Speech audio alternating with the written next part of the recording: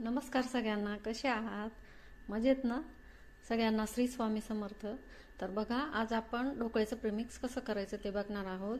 तर इथे मी ही हरभऱ्याची डाळ घेतलेली आहे. ही हरभऱ्याची डाळ 1 किलो प्रमाणात आहे. त्यामध्ये एक छोटीशी वाटी म्हणजे एक पाव किलो आपण हे घेतलेली आहे, उडदाची डाळ घेतलेली आहे, सफेद उडदाची डाळ. आणि त्यानंतर इथे हे अर्धी वाटी इंद्रायणी तांदूळ घेतलेले आहे. इंद्रायणी तांदूळ यासाठी घ्यायचे की आपल्या ढोकळ्याला असा अगदी कोरडेपणा येत नाही, मऊसूतपणा येतो. त्यासाठी थोडेसे हे इंद्रायणी तांदूळ त्यामध्ये टाकायचे आहे. त्यानंतर 1 किलो हरभऱ्याची डाळ घेतली, तर 1 किलो आपण इथे रेशनचे तांदूळ घेतलेले आहे. बघा, हे स्वच्छ साफ करून घेतलेले आहे. ते पण यामध्ये आता आपण मिक्स करून घेऊया. तर बघा, आता हे मिश्रण आपण असं एकत्र करून घेऊ आणि त्यानंतर याला गिरणीमध्ये आपण दळून घेऊ. तर दळताना याला अगदी चिकन नाही दळायचं, थोडंसं अगदी रवाळ दळायचं आहे.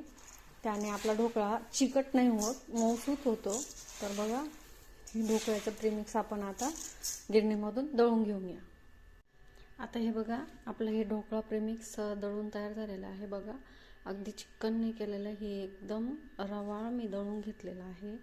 हे बघा, 1 किलोच्या प्रमाणात घेतल्यानंतर हे बघा किती भरपूर प्रमाणात होतं, घरगुती होतं अगदी हे.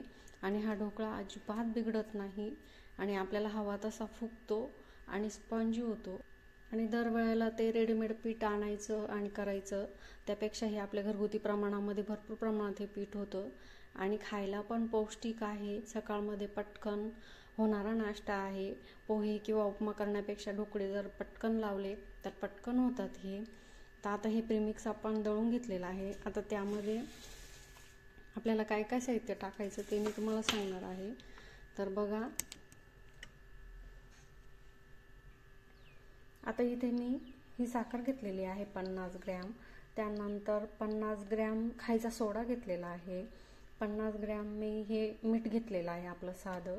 आणि हे सायट्रिक ॲसिड 50 ग्रॅम आहे, म्हणजे आपलं जे निंबूसत्व आहे हे घेतलेलं आहे. आता काय करायचं, ही साखर आपल्याला मिक्सरमधून बारीक दळून घ्यायची आहे. त्यानंतर निंबूसत्व म्हणजे सायट्रिक ॲसिड ते पण आपल्याला दळून घ्यायचं आहे, मिक्सरमधून अगदी बारीक करून घ्यायचं आहे.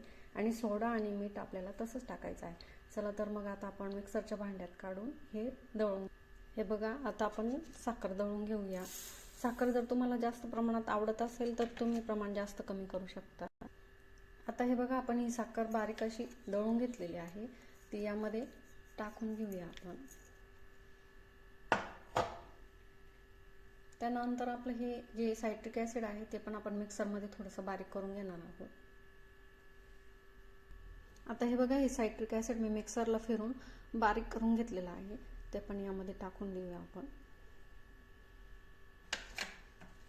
आता 50 ग्रॅम हा खायचा सोडा घेतलेला आहे मी, हा टाकून घेऊया आपण. आता बघा, 50 ग्रॅम सोडा टाकला, निंबू सायट्रिक ॲसिड टाकलं. त्यानंतर आता आपलं राहिलेलं आहे मीठ, तर मीठ टाकूया. आणि 50 ग्रॅम साखर टाकली. तर माझ्याकडे ह्या छोट्या वाट्या होत्या, तर मी 50 ग्रॅम घेतल्यानंतर ह्या वाटीने ते माप करून ह्याच टाकते, म्हणजे माझं माप कधी बिघडायचा विषय येत नाही. तुम्ही 50 ग्रॅम घेतल्यानंतर एखाद्या छोट्या वाटीने मोजून बघा, त्या वाटीनेच तुम्ही दरवेळेस टाकू शकता. अगदी सोपं प्रमाण आहे हे. आता हे बघा, आपण हे सगळे त्यात साहित्य आहे ते मिक्स करून त्यामध्ये दळून टाकलेलं आहे. आता याला चांगलं मिक्स करून ठेवायचं आहे आणि एका डब्यामध्ये याला स्टोअर करून ठेवायचं. चांगलं मिक्स करून घ्यायचं याला. अगदी परफेक्ट प्रमाणात हा ढोकळा तयार होतो, अगदी स्पॉन्जी होतो, बिघडण्याचा अजिबात विषय नाही याला. मी दरवेळेस हा आमच्या घरामध्ये कायम नाश्त्याला असतो सकाळमध्ये. अगदी झटपट होणारा नाश्ता आहे. आणि करताना 1 वाटी पीठ घेतलं तर 1 वाटी पाणी घ्यायचं आणि एका ताटलीमध्ये वाफून, कढईमध्ये पाणी ठेवून वाफून घ्यायचं. झटपट 10 मिनिटामध्ये होणारा हा नाश्ता आहे आपला. आणि वरतून हिरवी मिरची, कढीपत्ता त्याची फोडणी द्यायची. तर बघा मैत्रिणींनो, आपलं हे ढोकळा प्रीमिक्स तयार झालेला आहे. तर हे बघा, मी मिक्स करून असं मस्तपैकी ह्या डब्यामध्ये भरून ठेवलेलं आहे. जेव्हा वाटलं त्यावेळी वाटी घ्यायची, पीठ घ्यायचं, पाणी घ्यायचं आणि मस्तपैकी ढोकळा लावायचा. झटपट होणारा हा नाश्ता आहे. अशा पद्धतीने मी हा ढोकळ्याचं प्रीमिक्स स्टोअर करून ठेवते.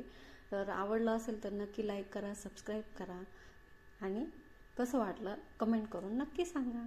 तोपर्यंत श्री स्वामी समर्थ. थँक्यू.